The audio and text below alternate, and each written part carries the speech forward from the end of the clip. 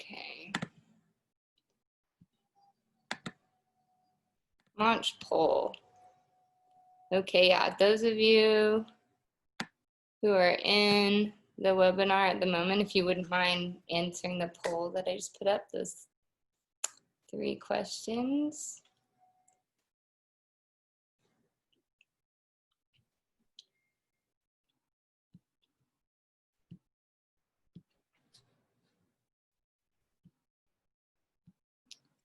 Okay.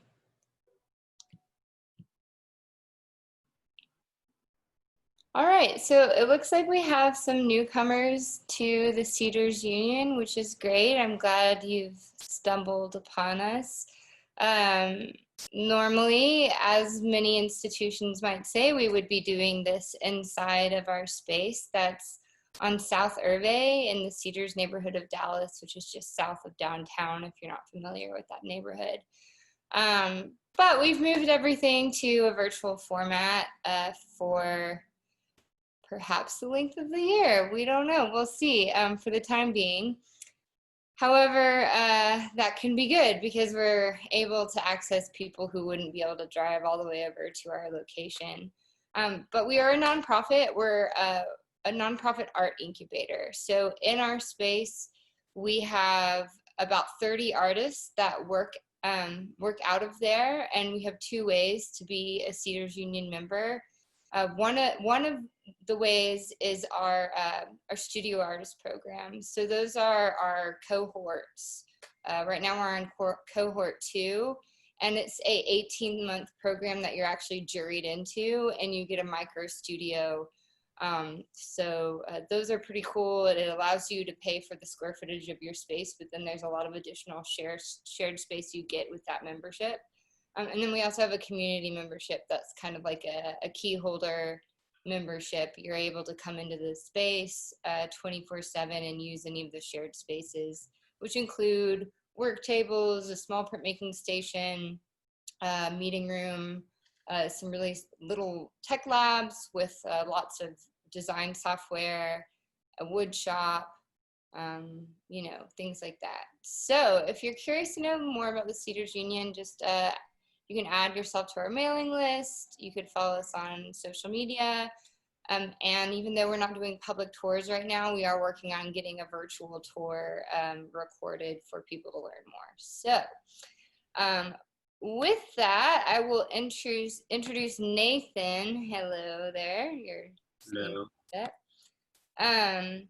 So Nathan has been active in the DFW arts community for a long time. And last time we spoke, which actually was like the day before the world kind of imploded back in March, he was talking about how he had more or less tried every different website platform there was, and that's good knowledge to have. I know I've tried a couple of them, but they're all a little different, and there's kind of ways to master these platforms so that if you're not like a web designer or want to mess with something like WordPress, then you have all these other options. So Nathan's going to introduce himself a little bit and then show you guys the tools that he's come across.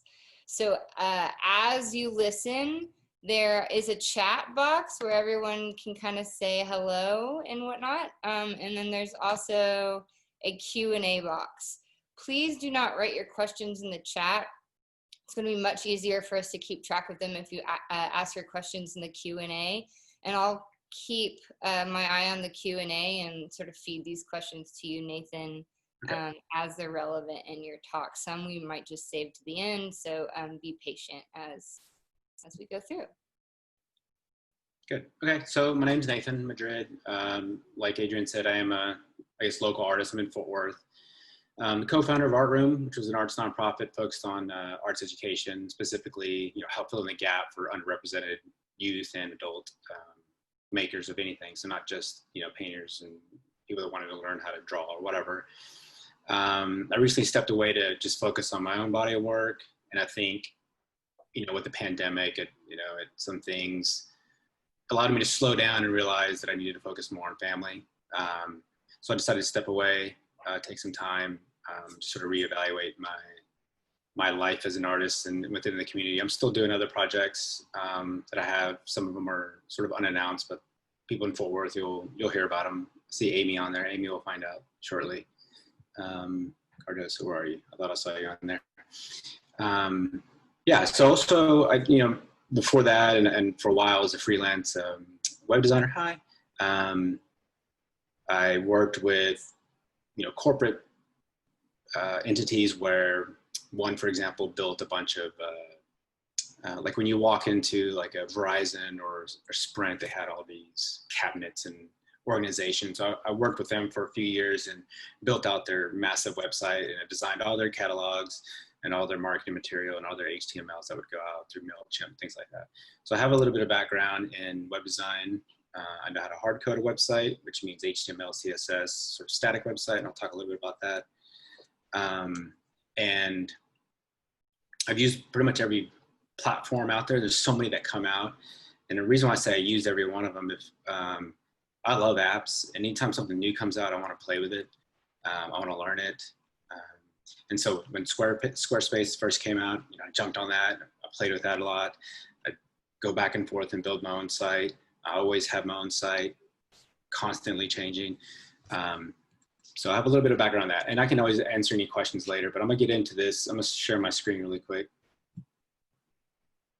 And just make sure, I just wanna make sure everyone can see that. Can everyone see that? Yeah, I'm assuming. So I can't see the chat now, but I guess Adrian, you'll let me know if someone says, hey, I don't know what he's showing us. Yeah, okay. Yes, we're good. You're good. So I built this on Adobe Spark. If anybody doesn't know what that is, I can talk about that later. You probably know what it is. It's a really good tool to sort of mock up things, simple web pages, presentations, whatever. Again, I'm a big fan of apps and of course Adobe. It comes with Adobe Creative Cloud if you have it. I don't know how many of you guys are, working artists or makers or creatives or whatever. So this will sort of be general, it'll be up my alley as a painter. I saw a couple other painter names on there, but it really does apply to any kind of creative. And I'll share the link with you guys, so you'll have it. You can always go to it. I'll update it frequently. Just like anything, I'm always last minute, I'll think about, oh, I totally forgot to include this, so I'll add it if you want to go back to the site. So one of the questions I get quite a bit when someone knows that I do web design, is, especially an artist, is, do I need a website if I use social media? A lot of us think that because if we're on social media, we're getting the maximum exposure. There's a couple of things with social media that's good and bad. It's great. It's good to promote your work, but it's not a substitute for your site. You really should have your own site that's, yourname.com. Mainly because you want total control of your site. Social media, everyone should know, and this might just be, sort of just reiterating, but Instagram, Facebook, Twitter, the big three, once you put your image on their servers, you still own them, but they can do whatever they want with them. So if they want to use your work to help promote any kind of marketing so they can make money, you won't receive any sort of money from that, any residual or any sort of rights, royalties or anything. So once you put your images on their site, it's still yours, but they can do whatever they want. So it's kind of theirs as well. And for an example, I have a link to Gizmodo. You can read further, but they state, this is from Twitter and Facebook and Instagram's agreement that you sign or that you sort of agree to, you never really read. For Facebook, it's a non-exclusive, transferable, sub-licensable, royalty-free worldwide license, whatever that means. Twitter, it's a worldwide, non-exclusive, royalty-free license with the right to sub-license. So basically, they could sub-license your images, your work if they want to. And for Instagram, it's a non-exclusive, fully paid, and royalty-free, transferable, sub-licensable worldwide license. So the legal jargon in that is basically they can do whatever they want with it. So just kind of be cautious how you put your work on there, how much work you put on there. If you can go to my Instagram, I really don't put finished works. I'll put in process works or sketches or things that I'm working on, I rarely put finished work because I want to drive that traffic to my site so they can look at finished work in high res through a light box, which I'll show you in a little bit. It's a little more professional in my opinion. Let's see here. Social media sites are not search engine friendly, which means if you Google your name, Instagram's not going to be the first thing that pops up, or Facebook or Twitter. It goes to Facebook. It's friendly for Facebook. So even though you might show up in the top 10, for example, if I were to Google my name, I think Facebook is the third one. That's good for Facebook. That's not necessarily good for me, if that makes sense. Also, too, they can kind of do whatever they want with the algorithm. They can change the search algorithm. They can delete your posts. So, although it's fantastic, it's just not the best thing in the world. It's one of those double-edged. You need it, but you should also have a really good site that it drives traffic to. So, I need a site. What's the plan, Stan? All right. So, there's a couple things. You want to plan your site. There's planning goes into it. You want to figure out the design and content. You need to build the site. You need to optimize the site. Then you need to start driving traffic. And then I always say with any kind of design plan, it's rinse and repeat, meaning you're going to start over, you're going to keep messing with everything. So it's never just done and complete. Any artist knows on the call that you're constantly refining and reworking any kind of idea. So I'm going to kind of just get through the basics. As I was telling Adrian, there's a lot that goes into it, and an hour really isn't enough, right? It could be a 6-week course on web design. I taught web design specifically in the early days, UI UX, if anybody knows what that means, user interface and user interaction design at TW. Let's see, this was 2015 maybe, or 14. And that was before, and there still really isn't a degree you can go for UI UX. And so that was a whole semester, and we really only got into the basics. There's still a lot that goes with it. So I'm just going to cover sort of the things just enough to get you in trouble, right? So when you're planning, you want to think about purchasing your domain. Make sure it's your name. You don't want to have your name at some website, freeservice.com, because that's going to be littered with ads. Google is not going to like it whenever it crawls your site. You won't get good rankings, and it just looks unprofessional. A good domain registrar that you want to use, that I like and I use for a lot of mine, is Namecheap. It's very affordable. Buying your own domain is cheap. It's sometimes $5 a year. If you have a common name, it could be like $20 a year. You could buy multiple years at a time at a discount. I've had my domain, I think, since 2012, maybe 2011, which is good. You want to try to buy up as many as possible that have your name or any kind of idea you have. So if you have a design boutique or design whatever, get that name in multiple variations. So you want a .com, but if they don't have that, then the next would be .net or .org. It's opened up. You can do anything now, .whatever. Artroom in the beginning was artroom.space. I thought it was kind of clever, but in the end, we changed it to artroomfw.org. It's a little more, recognized. A lot of people were confused by the .space. They're like, well, where's the .com? Where's the .net? So if you can get a .com, it's better. You also want to make sure you purchase an SSL certificate. This is a peace of mind for anybody coming to your site. If you sell your work from your site, or you're taking any information, or you have a mailer that you want people to register for, if it's not secured with the SSL, it's open to a lot of attacks. People could steal the information. Your site could be hacked. So they're cheap as well. Most of the time you get a year free if you buy a domain or some sort of hosting. And you'll know because if you go to a web browser like this one, if I were to click here, it would tell me the HTTPS. So I know it's secure. So I got a SSL in there. So it's secure, it's private, nothing's gonna get stolen. And you might need to find a hosting service. And we can talk about this more later. Some of the platforms include hosting, so you don't have to find a hosting service. But if you really wanna just build your own website and learn that, then you'll need to find a hosting service. You want to make sure it's separate from your domain registrar, mainly because if the domain registrar decides to go bankrupt or decides to close their business, they don't have all your information, which means all your hosting content, all your web content. So usually HostGator is a really good, reliable one. They're based in Austin. So you have a domain registrar, and then you put all your content on a different hosting service, so you have it separate, sort of redundant backup there. Those are the two I recommend. Next, you want to figure out the structure and the sitemap. So the structure would be, you know, what pages. So you definitely need a home page. You definitely need an about page. You need some sort of contact page. You need a gallery page or pages. You want to keep it simple, keep it basic navigation in terms of, okay, if I click home, I'm going home. If I click about, I'm going to about page. You don't want to make it complicated. You don't have a lot of time for people to stay on a site.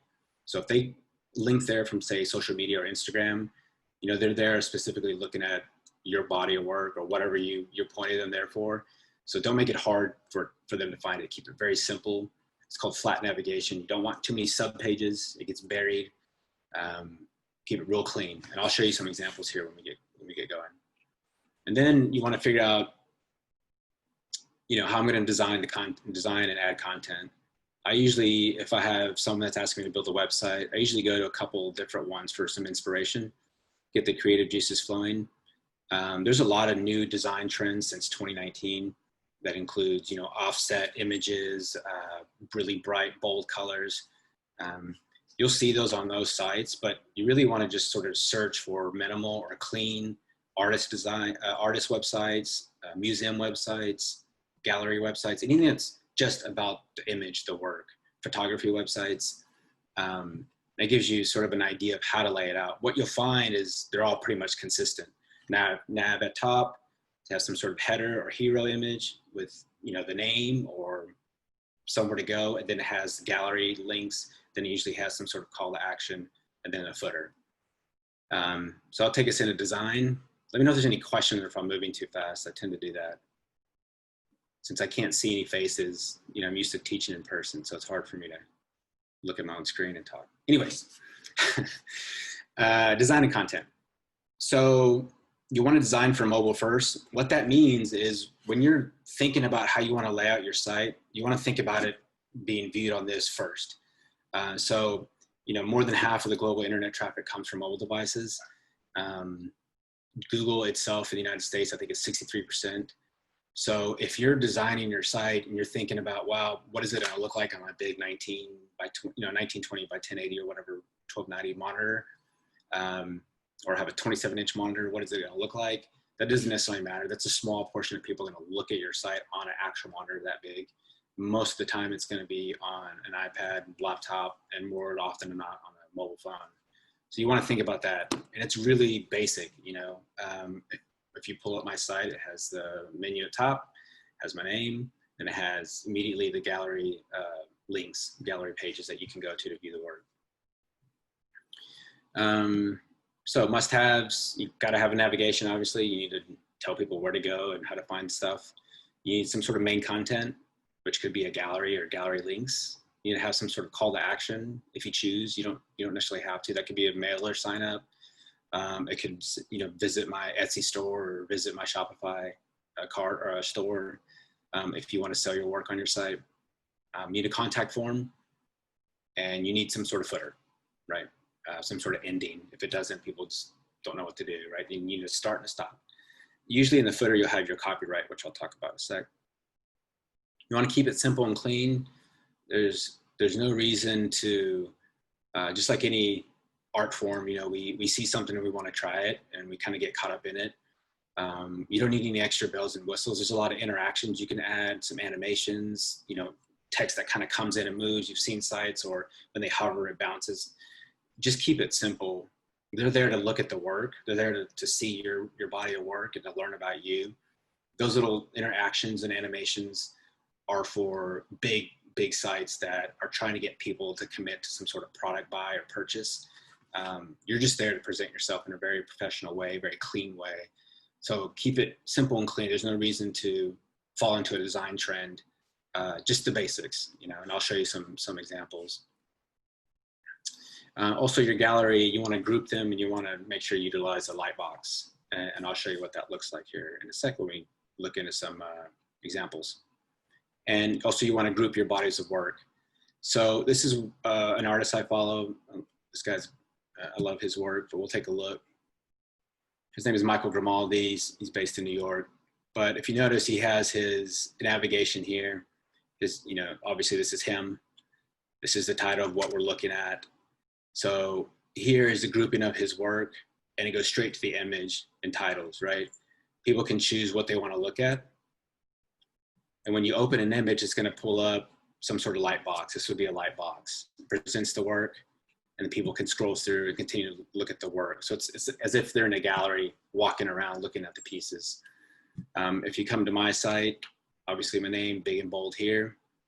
I have my list of my current works, my bio, contact, much like Michael's.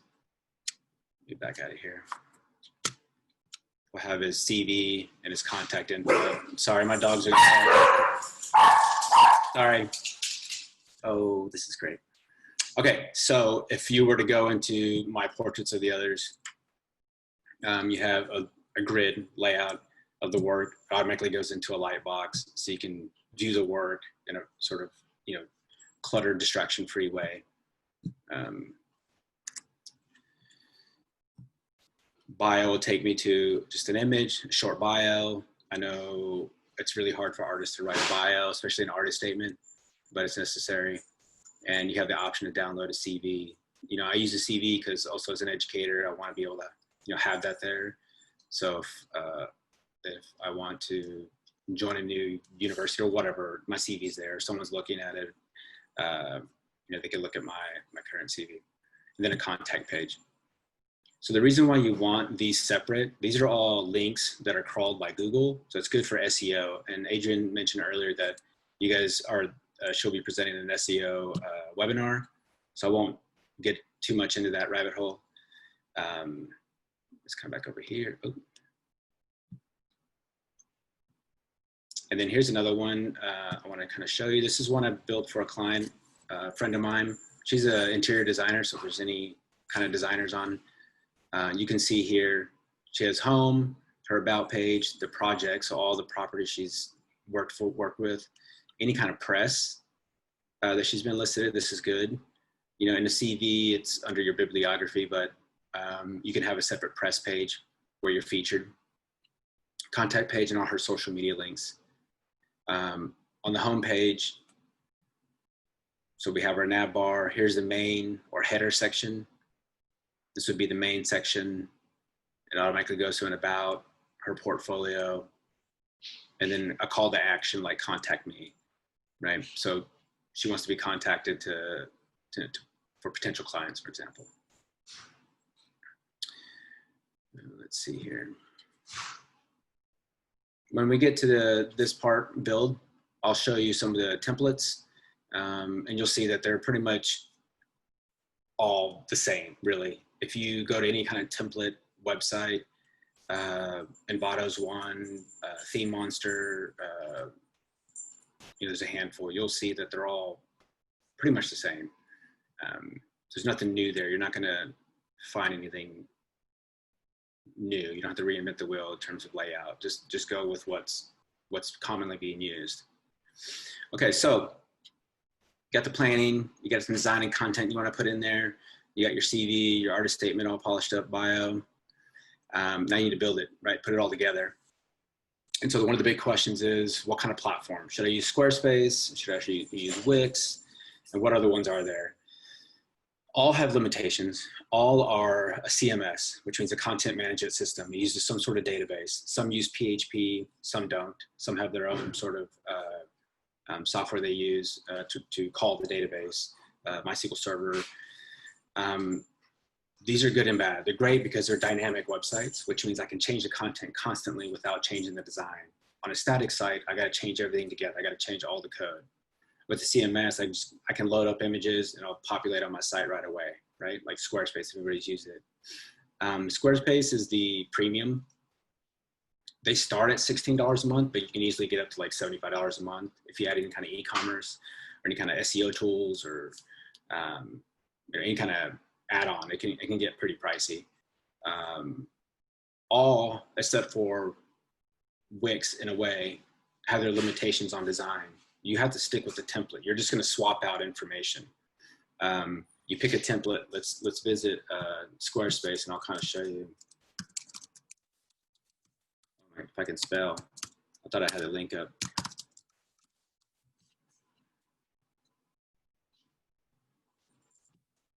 If you go to templates, they'll have categories you can view.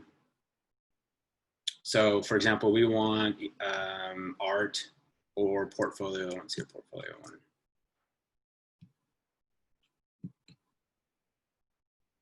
Oh my goodness. I just, you know, I want people to look at myself. There we go.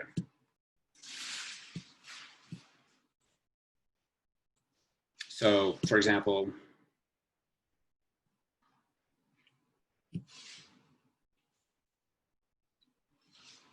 name, nav, and then automatically these are gallery links. Basically, they're going to go into this particular gallery called American Portraiture. It'll have a statement about it, and it'll have the work displayed in some way, right? You're limited to this design. You really can't change things around. And if you're okay with that, it's great for $16 a month. You can just pick it and go. It's the fastest way to get up and going. There are some limitations on image size. You're limited to a certain amount of pixel width. Your longest pixel width, I think, has to be, I think you're limited to maybe 2,000 or 2,500. It's changed. And so sometimes that can get a little weird if all your images aren't, say, portrait or landscape. So if you have a combination, you kind of have to tweak it a little bit. You have to know how to mess with some of the CSS and the PHP in the back end. Most of the time, the sites that you see like this, or if you get on Design Inspiration and you see a really quality artist website, if they use Squarespace, they manipulate the code on the back end and they augment that template to do whatever to reflect whatever design they came up with. So a lot of what they show you is fantastic. Just know if you pick this template, you're pretty much stuck with the way it looks. And if you're okay with that, great, go with it. They're sort of the premium. Wix is okay. I use Wix for Artroom's initial site.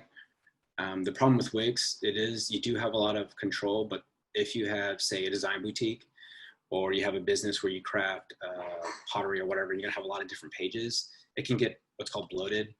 The code that it spits out that the viewers see on the front end is highly bloated. There's a lot of extra in there. So it can make the site run a little slow. You can check site speed with Google. And a lot of times Wix sites are really slow in terms of loading images, caching images, and it's heavy on the browser. So although Wix is nice for control of the design, it can be a little time consuming if you don't know exactly what you're doing or you never really played with Photoshop. It can get a little overwhelming and the code can be a little bloated. Weebly's great. Weebly's fairly new. You can visit them. Not much control of the design, much like Squarespace. You pick a template and swap out the content. Format's the same. It was designed for photographers initially, but now they market towards all artists and designers. Again, you're sort of limited. Card is a really nice one-page website builder. So a lot of people like myself, I kind of thought about, one-page website off and on, and it's nice. It's more of a, especially for mobile first, it's more what you're used to like on Instagram. So infinite scrolling. So you can, have infinite scrolling where you have various links that will shoot down to different parts of the page for whatever you're linking to. So gallery 1, it'll move down, has a gallery 2, and it'll move down. So it's nice if you want a one-page website. For my site, and I'll talk about it in a second, Adobe Portfolio comes with any Creative Suite package you buy, Adobe Creative Cloud. The basic is $9.99 a month. That's the photography plan where you have access to Photoshop, Lightroom, then you get Adobe Spark and all these, the web-based ones, and Adobe Portfolio is included in that. It's a good entry-level, easy-to-use platform, and that's what my site is currently on while I'm continually refining my other site. So $10 a month, and you get Lightroom. So the reason why I like this one the most, we'll take a look. This is the back end of my site. So my site front end is Adobe Portfolio. But the nice thing is the pages I use are all created in Lightroom. So because I'm constantly shooting new work or I need to refine an image, I can come over in Lightroom and look at if anybody's used it, I don't want to necessarily give a tutorial in Lightroom, but if you have a question, I don't mind showing you. For example, portraits of the others or expression of beauty. If I need to update an image or add an image, I can edit everything I need to in Lightroom and automatically sync it to Adobe Portfolio. This is what this little LR is. I can tell it to update, reset from Lightroom if I added new images or I changed an image or I fixed something. So I like that right now for speed. It's really nice to quickly get new images up without having to readjust, resize. So for example, if I were using Squarespace, I need to make sure they're all 2,500 pixels on the longest side. So I need to make sure that they're all landscape at 2,500 by whatever 1,000 pixels. Whereas this, I don't have to necessarily do that. I can just get my images, save them, and automatically sync them. And it's pretty straightforward. You can change the theme pretty easily. They have some pretty standard basic layouts. There's nothing special. You either have a side nav or a top nav and then your gallery entryways. That's pretty much all you really need for an artist website. You don't need a lot of the other kind of fancy stuff, right? So those are the CMS platforms, right? Dynamic content platforms. My recommendations, Adobe Portfolio, but Squarespace is the most well-known. It's sort of becoming the standard in terms of websites for creatives. I personally just don't like it because they all kind of look the same. So if you fancy yourself a DIYer, I don't know if I spelled that right. Here's some other CMS type sites, but it requires a good amount of knowledge of code, HTML, CSS, PHP, and it requires a lot of tinkering. WordPress is the behemoth. I think it's 60% of all websites use WordPress. That's mainly because of design agencies sort of defaulted to WordPress back whenever it was introduced, I don't know, decades ago, as a blogging platform. But the code is extremely bloated. You have to have a lot of widgets. You have to have a lot of plugins, and it can get extremely expensive because you're paying monthlies for all these separate plugins just to get a cool looking WordPress site that's really hard to use. There's probably some WordPress people on here that are just diehard, and I will get into arguments with people. I never liked WordPress. That's sort of my own stance. I've always found it very hard to use, very confusing. Joomla is the next largest. That's used by big government organizations because of its security. I've built a lot of sites using Joomla. In fact, the current Art Room website is on Joomla. I'll pull this up real quick. This is built on Joomla. Once it loads. This is built using Joomla. So it's very secure, easy to use, and it's a content management system. But you need to know a little bit about coding and PHP to manipulate the template or manipulate the plugin, and you got to find the right plugins. You got to vet the good developers that made it, because a lot of times they're not supported by either WordPress or Joomla, so it can get a little weird. My favorite, if you want to learn yourself, it doesn't require any coding, but you want total control of your site, is Webflow. This is what I use. Let me get out of these. This is what I use for some of my freelance work.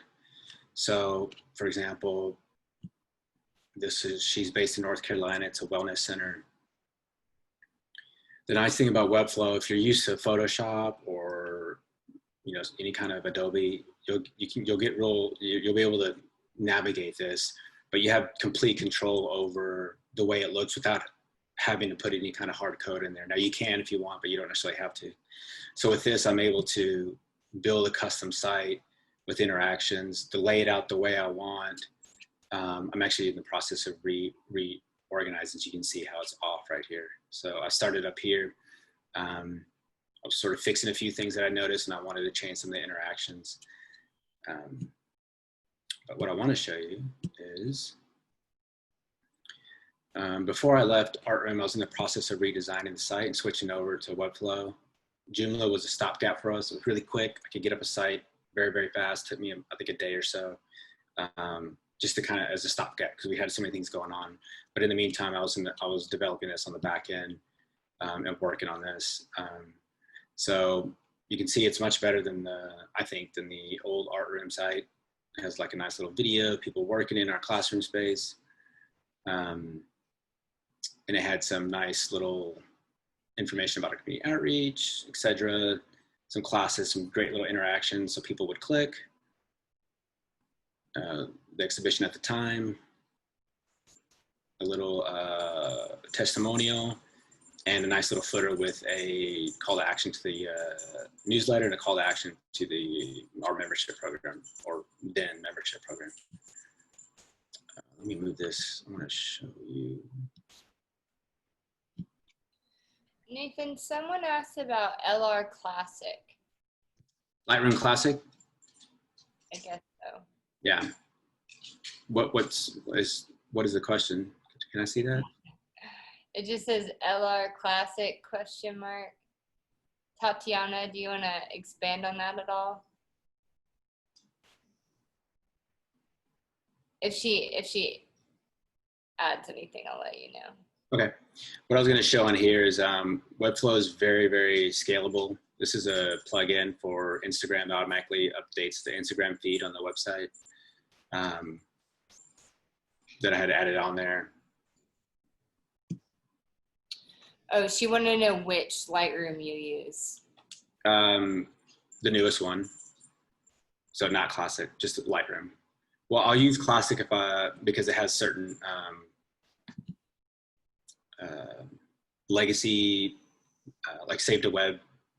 And if you have like a camera and you're using a dongle and you want to see on your laptop what you're shooting, Lightroom, the new Lightroom can't do that, but the Lightroom Classic does.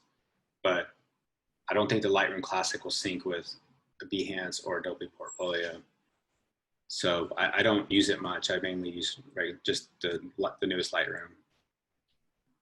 Okay, cool, thanks. Okay. A couple of things with Webflow, and I'll get off of this, is the ability to find any kind of template and showcase. It's a really big community, and it's all sort of inclusive of Webflow. So whereas WordPress and Joomla, there's a huge community, it's hard to find what is good in terms of a plugin or a widget, or what developers doing what that's vetted well. The nice thing about this is all part of the community, and they're all checked out by Webflow, I guess you can say. So you're not going to get something that's not working. You get to see what someone's doing, how they're doing it, and you can either clone it. So for example, say I like this, I can clone that and add it into my website.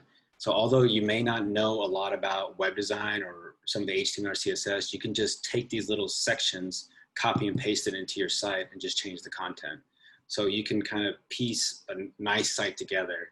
So versus you have a template that's standard, you can only do this, whereas Webflow, you can take 10 different templates, take the things you want and put it together and make the site you want that's sort of unique to yourself, which is what I like about it.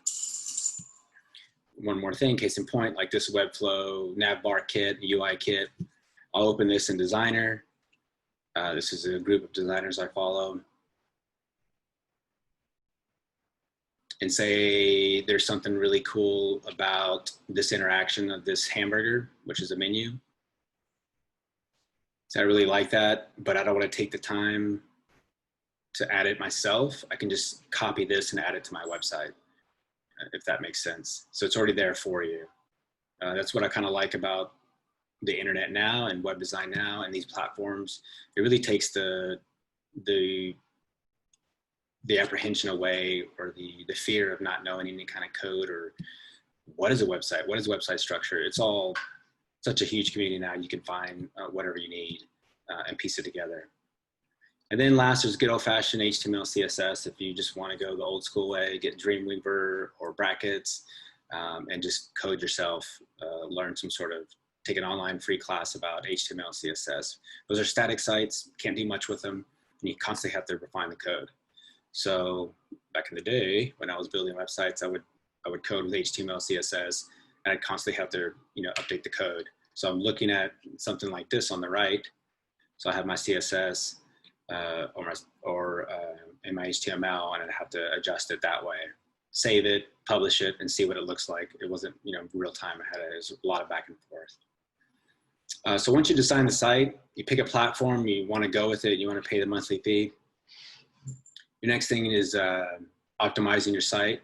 And I guess I won't get too far into this, but SEO is important, search engine optimization. You want to make sure Google likes your site, since they pretty much control the internet as we know it. They have an algorithm that's, the latest release was Penguin, and then they constantly update Penguin. Penguin is their algorithm for the way they crawl sites. Panda was one for spam linking.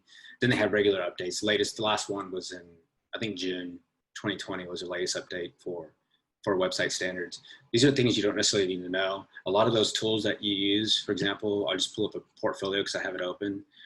You can add in your SEO on each page. So search optimization, here's my website title, here's my meta description, and here are my keywords, my meta keywords. So those are all put in there. Those are all put together for you in the code when you publish your site. So you don't have to necessarily worry about where you need to put it.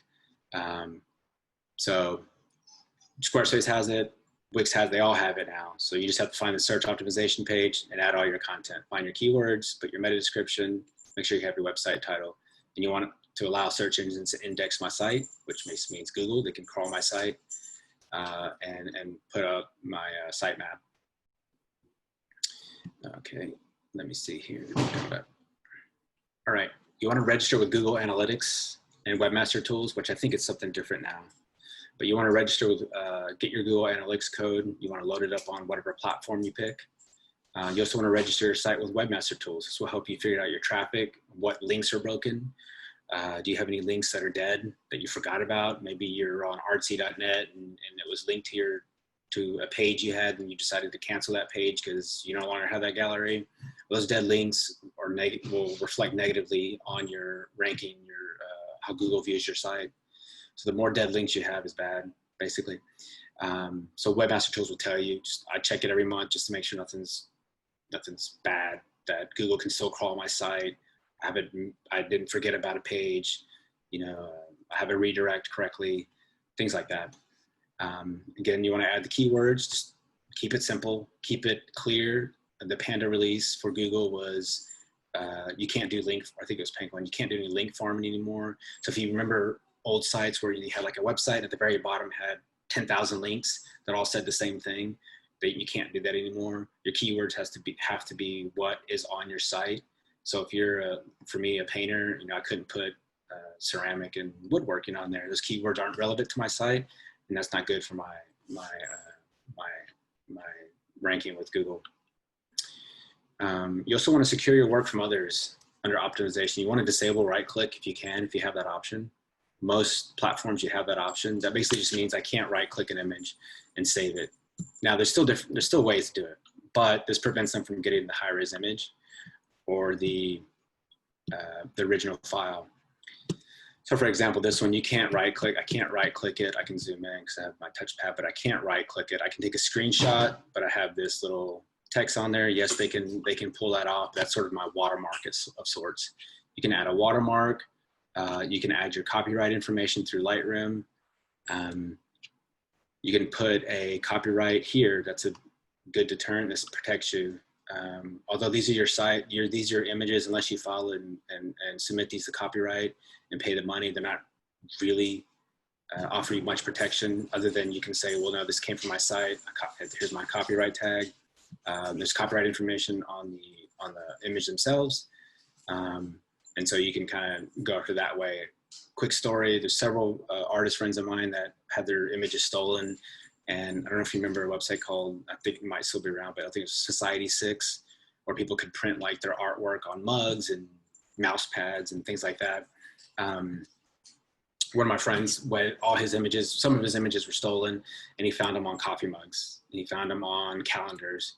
And so, he had to send a cease and desist, and there's really not much you can do. You can't really go after them for money or whatever. You can just basically say, that's my work, and you stole it, and then that's pretty much the end of it. So you want to just make sure you use a lower DPI.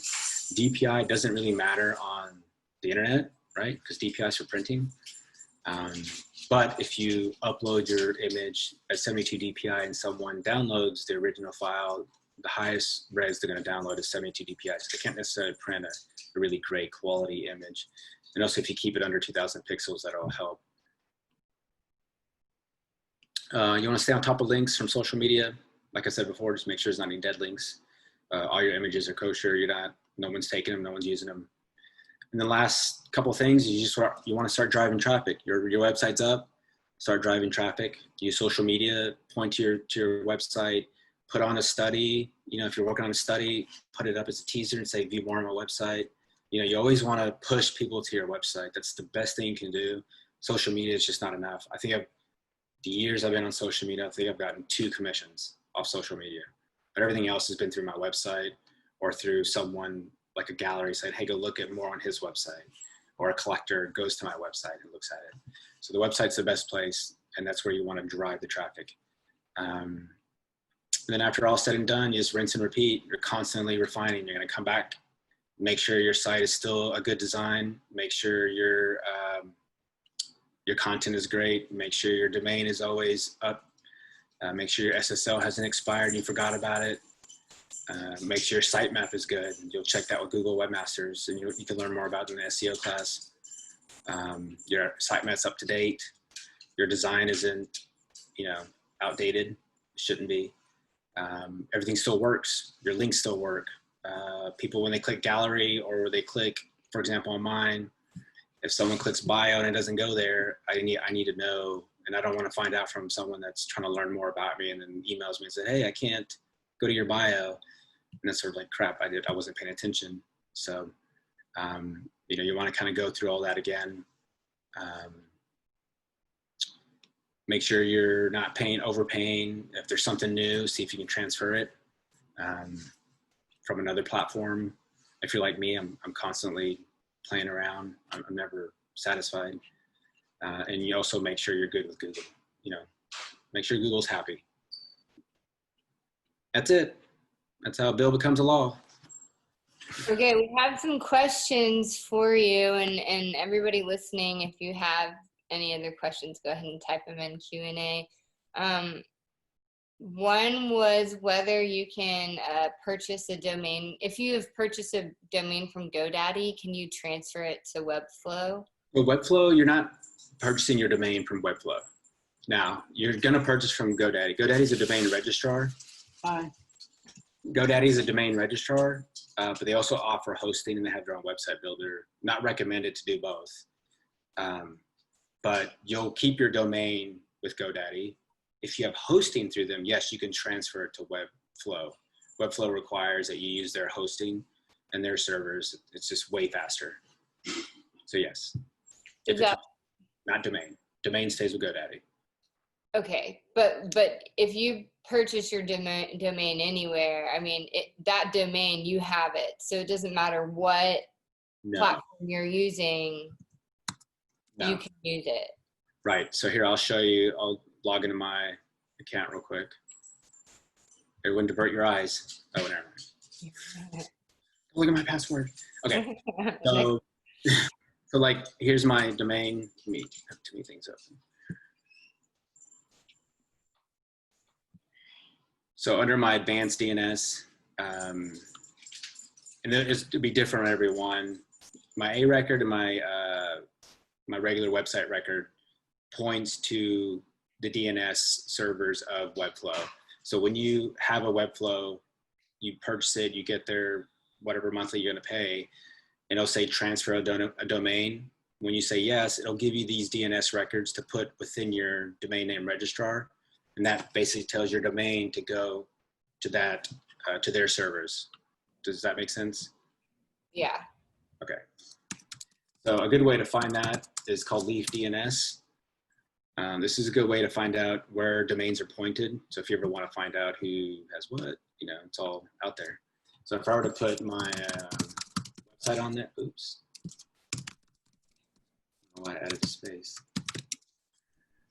It'll tell me who the registrar, the DNS servers are, where they're going, who they're pointed to. And this is where I'll check to make sure I'm going in the right direction, that my website is going to these DNS servers that I put in my A record. Okay. This next question's this is a good one.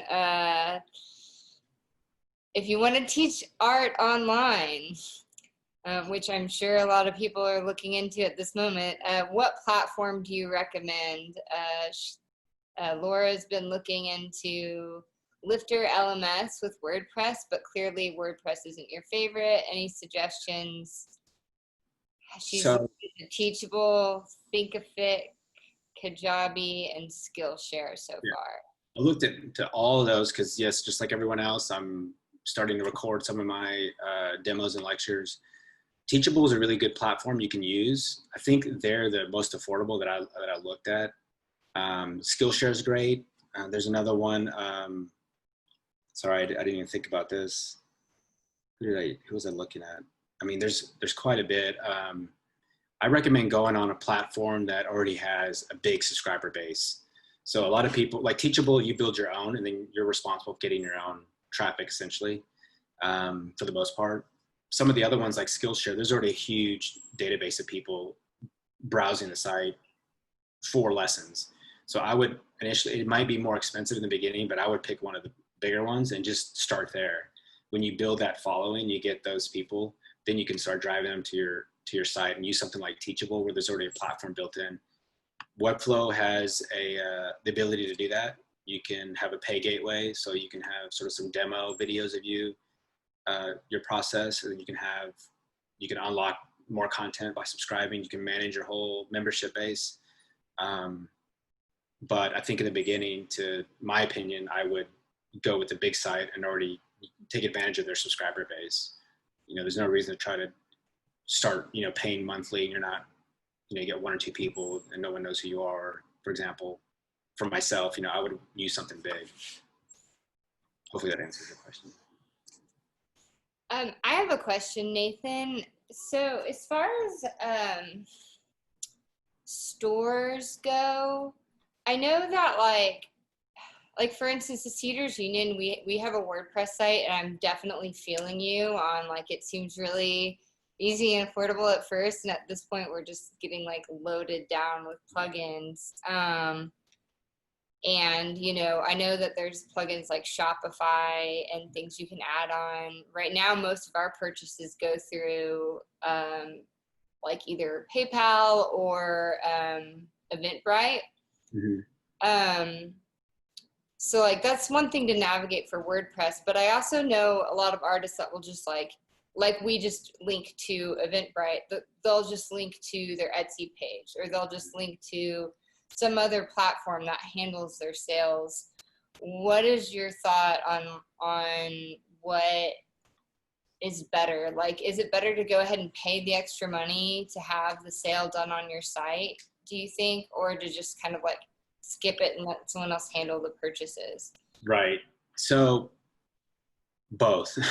It depends on how much you want to scale up, because Etsy is great because, again, you have that subscriber base. You already have that list. So if you think about, my background is in sales. I started off in sales and, retail and all that stuff back in the day. I'm older. But, when one salesperson went to another sales job, they weren't really hiring that person. They were hiring that person's Rolodex, right? They wanted that customer base. That's still today, right? Facebook is worth so much money because of the amount of people that are subscribed to Facebook. That's a huge amount of money for anybody that wants to solicit ads to us as subscribers. So Etsy is great for that. Take advantage of that. Case in point, my daughter started her own Etsy store less than a month ago. She does different kind of macrame designs, other designs, and she immediately gets a bunch of orders because there's already a huge amount of traffic of people on that site. So it's good for that starting out. Once you build up that base, then you can think about managing your own. The thing with everything on your own site is you have to manage your payment gateway. That's an extra cost, an extra fee. Sometimes Etsy will absorb those, or you can pass those off onto someone else, onto the people buying the product. But you still have to manage your Stripe. you know this, right? You have a Stripe login, you have your PayPal login, whatever gateway, Square, whatever gateway you're going to use, you have to make sure you have that plugin into your site correctly, and it's always functioning, right? It's always up to date. Then you have to manage those secure forms. That's another plugin, some sort of form, a quality form. On Artroom, we were using Cognito forms with Stripe integrated in there, and just because it was easier. Forms is a whole nother beast that requires a different part of the database to capture that information and then to bounce that information to you. Webflow is already built in, Squarespace is already built in, same with Wix, but those are extra things you have to pay for, right? If you want e-commerce, that's an extra fee. I think that's where Squarespace, what I was talking about, it gets so expensive. You can get up to like $70 a month because you have e-commerce built in. So you just have to weigh the cost. If it's something that's like my daughter's, it's really easy to put on Etsy, right? And just take advantage of that. Yes, you're paying a little bit of a premium, but it's great to start out that way. After that, I would, really look into Webflow. They're really dominating and they're pulling a lot of agencies, customers from WordPress. It's just fantastic, but their e-commerce package is great. That's my site I'm building. I'm really considering selling my work on my site. This is something I've really never considered. I always thought it was best to just go through a gallery. It seemed more professional. Some of you guys might feel this way. That's sort of the way I was taught. But now that I see other people just, selling their work on their website, or they're selling work through Etsy, I think now's the time to kind of jump in. So that's something I'm working on my own through Yeah. the e-commerce. And it's great. All you have to do is register with Stripe and everything's already looped in, plugged in. You just publish everything. So it's pretty nice. Yeah, the online market is definitely at an advantage right now. Also, to answer, Shopify can get really expensive. Yeah. Really, I think you can get close to like $200 a month just on some sort of e-commerce site. So they really add on the, plugins as well, or the little extra things you can buy to make your site better. Right. Especially someone like an artist who it'd be great if you happen to be making like multiple sales a day and that's your whole business. But that's, so many people, myself included, my site is sort of like this like stand-in static thing that I know that I need to have and keep up with just enough, but I don't use it in that way. So yeah. No, saying that I'm want to change, I think it's time to shift gears, especially with what's going on. Yep. 2 more questions, one in chat, one in Q&A. I know a WordPress site, domain and hosting is through Network Solutions. Do you still do website work? Originally designed by Weber Shadwick, then updated by someone I should not have. Oh, okay. Basically, yes, right? You do still do website work, Nathan? Yeah. I still freelance. Yes. So everybody, when I email you this link to watch this again and go back to it, I'll also include Nathan's contact and everything, so that if you want to reach out to him, if you get into all this and like even at the 3rd acronym, you're like, I don't want to do it, yeah. Then we got your guy. Okay, next one. Based on your great info, I'm considering Adobe Portfolio. Same. What are your thoughts on the Square Online Store option? I think that's actually fairly new. I just saw it the other day. I don't know much about it. I would check first the price. My thing is price. As an artist, I don't want to spend, $30 a month on a website and then another $10 a month. It can get super expensive. So I would just check that. You can't really have an e-commerce through Adobe Portfolio. My suggestion is have Adobe, something cheap like Adobe Portfolio just to get a site. Like don't wait. Get something up that's already canned, easy, affordable, and if you use Lightroom, it links, right, or whatever. And then if you have an Etsy store, just link it from your site. That's great both ways, because the link from Etsy or from your site to Etsy is great. That will help search engine. And then any link from Etsy to your site is really great. That helps your rankings. So that just gives you more traffic and more visibility, or whatever, whatever you sell your work on. I think there's Saatchi Online, what's it called? Saatchi Online or Art, whatever. Just link it back and forth. Use them first. That's my opinion. Pay the premium after you sell something. But, I personally wouldn't invest in a big online store and then just sort of have it sit there. And then it feels like old fashioned knocking on doors. You're knocking on people's doors. Hey, I got a great product. Encyclopedias. What do you think? They're like, who are you? No, thank you. So, it's better to kind of use the big guys first and then go on your own. Okay. Anything else, silent watchers? People are they're probably all dropped out. I don't even know how many left. Yeah, I don't know. We have 24 participants still. I swear I'm never gonna get used to this life. Okay. It's weird not to. Yeah. Thank you, Nathan. This was awesome. We're gonna have to do this again, I'm sure, because this just we focused a lot on this through the pandemic on being online. And with that being said, we are working on getting our YouTube page all fixed up so that all the webinars that we've hosted, you can access through our YouTube page.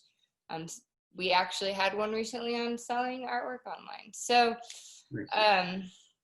thank you for adding to this knowledge. And if anybody who's listening, if you have an idea about something you want to hear and learn more about, please let me know, because you're probably not the only one. I'm going to email you all tomorrow, and you can always email me back.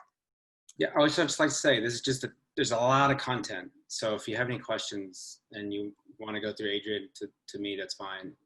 I just try to find what I could to keep it short and sweet and not overwhelm people, because it's extremely overwhelming.